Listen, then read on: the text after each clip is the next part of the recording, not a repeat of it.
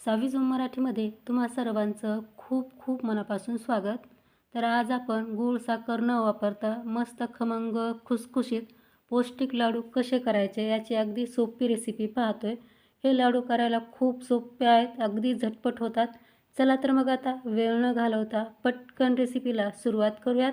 पण त्याआधी रेसिपी जर तुम्हाला आवडली तर रेसिपीला लाईक आणि चॅनलला सबस्क्राईब करायला अजिबात विसरू नका. आता सुरुवातीला आपल्याला गॅसवरती कढई ठेवायची आणि त्यामध्ये 1 कप डाळवं घालायचे. त्यालाच आपण फुटाण्याची डाळ असंही म्हणतो. हे डाळू आपण चिवड्यामध्ये हमखास वापरतो, तर किराणा मालाच्या दुकानात तुम्हाला अगदी सहज मिळेल. आता 1 कप आपल्याला यामध्ये मखाने घालायचे आहेत. आता त्याच कपाने यामध्ये आपल्याला अर्धा कप बदाम घालायचे आहेत. तुमच्याकडे कप नसतील ना मेजरिंग कप, तर तुम्ही इथे वाटीचा वापर करून सर्व साहित्य मोजून घेऊ शकता. आता गॅस चालू करायचा आहे आणि गॅसची फ्लेम आपल्याला लो टू मिडियम ठेवून हे सर्व साहित्य आपल्याला खमंग कुरकुरीत होईपर्यंत भाजून घ्यायचं आहे. तर मैत्रिणींनो, यामधलं जे काही साहित्य आहे ना, तुम्ही तुमच्या आवडीप्रमाणे यापेक्षा कमी किंवा अधिकही करू शकता. मी यामध्ये अर्धा कप बदाम घातले. तुम्हाला जर बदाम जास्त घालायचे असेल, म्हणजे पाऊण कप किंवा 1 कप बदाम घालायचे असेल तर तुम्ही घालू शकता. तर 6 ते 7 मिनिटानंतर तुम्ही पाहू शकता घातलेलं सर्व साहित्य आपलं अगदी खमंग खरपूस असं भाजून झालेलं आहे. सर्व साहित्य छान कुरकुरीत होईपर्यंत आपल्याला भाजून घ्यायचं आहे. तर पहा, एकदम मस्त खरपूस आपलं हे साहित्य भाजलेलं आहे. इतकंच आपल्याला याला भाजून घ्यायचं आहे. याचा फारसा रंग आपल्याला चेंज होऊ द्यायचा नाही आहे. तर तुम्ही एखादा मखाना हातामध्ये घेऊन क्रश करून पाहू शकता. मखाना जर पटकन फुटला ना, तर तेव्हा समजायचं आपलं हे सर्व साहित्य छान भाजून झालं आहे. आता गॅस बंद करूया आणि हे भाजलेलं सर्व साहित्य दुसऱ्या भांड्यामध्ये काढून घेऊया, म्हणजे ते लवकर थंड होईल. आता परत गॅसवरती कढई ठेवायची आणि त्यामध्ये पाव कप आपल्याला जवस घालायचं आहे. आता पाव कप भोपळ्याच्या बिया घालायच्या आहेत. आता पाव कप आपल्याला टरबुजाच्या बिया घालायच्या आहेत. आता पाव कप आपल्याला सूर्यफुलाच्या बिया घालायच्या आहेत. आता 2 टेबलस्पून यामध्ये आपल्याला खसखस घालायची आहे. आता परत आपल्याला गॅस चालू करायचा आहे. सुरुवातीला आपण गॅस बंद केला होता. आता गॅस चालू करून फ्लेम आपल्याला लो ठेवायची आहे आणि लो गॅसवरती ह्या सर्व बिया आहेत ना, मस्त खमंग खरपूस भाजून घ्यायच्या आहेत. याला असं सतत हलवत राहायचे जेणेकरून सर्व बिया आहेत ना, त्या एकसारख्या भाजल्या जातील म्हणून. अगदी थोड्या वेळानंतर तुम्ही पाहू शकता कढईमध्ये घातलेल्या सर्व बिया मस्त चटकायला लागलेल्या आहेत.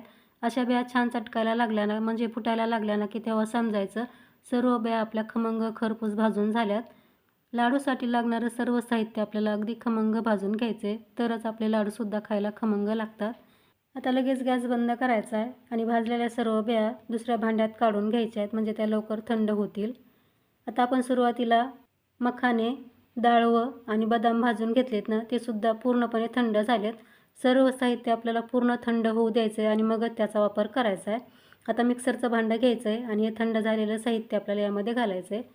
आता हे आपल्याला सर्व मिक्सरला बारीक असं दळून घ्यायचं आहे.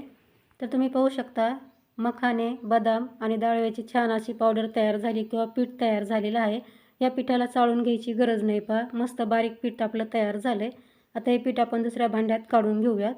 आता परत त्याच मिक्सरच्या भांड्यात आपल्याला ह्या भाजून घेतलेल्या बियासुद्धा जाडसर अशा दळून घ्यायच्या आहेत. मिक्सर चालू बंद करायचं आहे आणि या बिया जाडसर आपल्याला भरडून घ्यायच्या आहेत. तर तुम्ही पाहू शकता छान अशा जाडसर बिया मी भरडून घेतल्यात. अख्ख्या बियासुद्धा यामध्ये आपण ठेवलेल्या आहेत, म्हणजे या लाडूमध्ये जर आपण खाताना आल्या ना दाताखाली तर खूप छान लागतात. म्हणून याला आपल्याला बारीक न करता अशाप्रमाणे जाडसर दळून घ्यायचं आहे. आता या बियासुद्धा आपण दुसऱ्या भांड्यामध्ये काढून घेऊयात. पण इथे महत्त्वाची गोष्ट लक्षात ठेवायची आहे, सुरुवातीला आपण जे पीठ दळलं ना, त्या पिठामध्ये या बिया लगेच मिक्स करायच्या नाही. या बिया आपल्याला वेगळ्याच काढून ठेवायच्या आहेत. आता परत गॅसवरती कढई ठेवायची आणि यामध्ये 2 चमचे साजूक तूप घालायचे. कढई गरम होती ना, म्हणून मी यामध्ये 5-6 विलायची ठेवली होती आणि गरम झाल्यानंतर विलायची काढून घेतली. पण एक विलायची यामध्ये कशी राहिली मला देखील दिसली नाही. आत्ताच व्हिडिओमध्ये दिसते पहा, एडिटिंगला घेतला व्हिडिओ. आता आपण सुरुवातीला जे पीठ दळून घेतलं होतं ना, मखाने, बदाम आणि डाळव्याचं, ते पीठ यामध्ये घातले. आता हे पीठ आपल्याला असं सतत हलवून खमंग भाजून घ्यायचं आहे. पीठ भाजताना पहा, गॅसची फ्लेम आपल्याला लोच ठेवायची आहे. लो गॅसवरती हे पीठ खमंग खरपूस भाजून घ्यायचं आहे. आपण अगोदरसुद्धा मखाने, डाळवं आणि बदाम भाजून घेतले होते, तरीसुद्धा ह्या पिठाला आपल्याला थोडंसं भाजून घ्यायचं आहे, जेणेकरून लाडू खाताना आपले मस्त खमंग खरपूस लागतील म्हणून. अंदाजे 5 ते 6 मिनिटानंतर तुम्ही पाहू शकता पिठाचा हलकासा रंग बदलला, हलकासा सोनेरी रंग या पिठाला आला आहे. असं पीठ भाजलं ना, की किचनमध्ये मस्त सुगंध पसरतो या पिठाचा. तेव्हा समजायचं पीठ आपलं खमंग भाजून झालं आहे. पीठ आपल्याला यापेक्षा जास्त भाजू द्यायचं नाही, नाहीतर लाडूची चव आहे ना थोडीशी बदलू शकते. आता गॅस बंद करायचा आहे आणि हे पीठ दुसऱ्या भांड्यामध्ये काढून घ्यायचं आहे. आता परत गॅसवरती कढई ठेवायची आणि यामध्ये 1 चमचा साजूक तूप घालायचं आहे. आता ज्या कपाने आपण सर्व साहित्य मोजून घेतले ना, त्याच कपाने यामध्ये 1 कप आपल्याला खजूर घालायची आहे. आता ही खजूरसुद्धा आपल्याला मस्त सॉफ्ट होईपर्यंत परतून घ्यायची आहे तुपामध्ये. गॅसची फ्लेम आपल्याला कमीच ठेवायची आहे पहा. खजूर थोडीशी चिकट असते म्हणून याला परतताना थोडंसं आपल्याला कठीण वाटेल, पण हे जसं जसं गरम होईल ना लगेच सॉफ्ट होत जातं पहा. त्याला आपल्याला छान परतून घेता येतं. आता आपण याला मस्त असं परतून घेऊयात. इथे तुम्ही पाहू शकता खजूरसुद्धा आपली मस्त परतून झाली आहे. खजूरचा छान गोळा तयार झाला आहे. बऱ्यापैकी आपली खजूर इथेच बारीक झालेली आहे पहा. आता आपण गॅस बंद करूया आणि खजूरसुद्धा थंड होण्यासाठी बाजूला ठेवून देऊयात.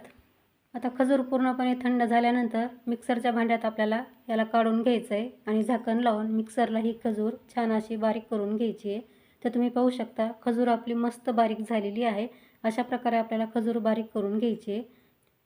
आता हे भाजलेलं पीठसुद्धा आपलं पूर्णपणे थंड झालं आहे. आता यामध्ये आपण या बारीक केलेल्या बिया टाकून घेऊयात. आता आपल्याला यामध्ये फ्लेवरसाठी ना 1 चमचा कुटलेली विलायची पूड घालायची आहे. आता मिक्सरला बारीक केलेली खजूरसुद्धा आपल्याला यामध्ये टाकायची आहे. आता हे सर्व साहित्य आपल्याला हाताने छान एकजीव करून घ्यायचं आहे. पटकन हे एकजीव होतं पहा, याला फार जास्त वेळ लागत नाही. याला आपल्याला छान असं मिक्स करून घ्यायचं आहे.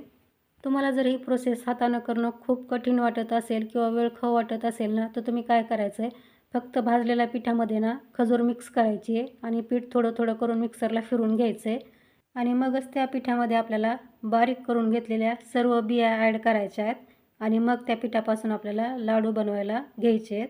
तर इथे तुम्ही पाहू शकता सर्व पीठ मी हाताने छान मिक्स केलं आहे, छान एकजीव झालेला आहे. आता लगेच आपण याचे लाडू बनवायला सुरुवात करूयात. आता जेवढा तुम्हाला लहान मोठा लाडू हवा आहे ना, तेवढं मिश्रण घेऊन याचा अशा प्रकारे आपल्याला लाडू वळायचा आहे. लाडू वळताना तुम्हाला जर हे पीठ खूप मोकळं वाटत असेल ना, तर तुम्ही यामध्ये 1-2 चमचे तूप ॲड करून अशा प्रकारे लाडू वळून घेऊ शकता. पण मला यामध्ये तूप घालायची गरज वाटली नाही. परफेक्ट आपला लाडू तयार झाला आहे. आता साईडला ठेवते आणि आणखी एक लाडू तुम्हाला बनवून दाखवते. या लाडूसाठी आपण 1 कप खजूर वापरली आहे. तेवढ्या प्रमाणात ना लाडूला छान गोडवा येतो पहा. पण तुम्हाला लाडू जर थोडेसे आणखीन गोड हवे असतील ना, तर तुम्ही आणखी तुमच्या आवडीप्रमाणे अर्धा कप किंवा पाव कप खजूर यामध्ये ॲड करू शकता. पण 1 कप खजूर ना अगदी परफेक्ट झालेली आहे. अगदी परफेक्ट गोडीला आपले हे लाडू तयार झालेले आहेत पहा. आता हा दुसरासुद्धा आपला लाडू तयार झाला आहे. हा लाडू आता साईडला ठेवते आणि अशाच प्रकारे मी राहिलेले सर्व लाडू वळून घेते.